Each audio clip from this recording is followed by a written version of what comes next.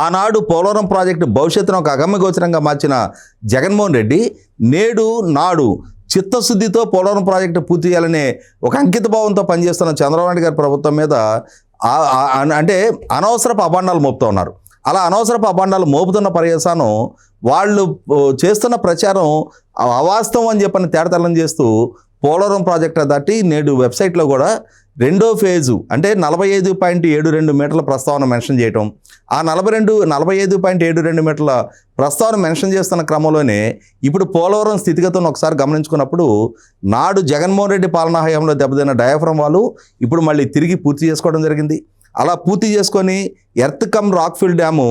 నిర్మాణ ప్రక్రియ మొదలుపెట్టారు. 2026 జూన్ నాటికి ఎర్త్ కమ్ రాక్ఫిల్ డ్యామ్తో కలిపిన ప్రాజెక్టు నిర్మాణం పూర్తయిపోయి ఫస్ట్ ఫేజు 41.15 మీటర్ల స్థాయికి నీళ్లు నిలబెట్టడం సాధ్యమయ్యి Polavaram right bank canal left bank canal నుంచి నీరు తరలించడం కూడా సాధ్యపడి ఇప్పుడు పోలవరం రైట్ బ్యాంక్ కెనాల్ నుంచి సుమారుగా 3.5 లక్షల ఎకరాల ఆయకట్టుకు నీరు అందుతుంది.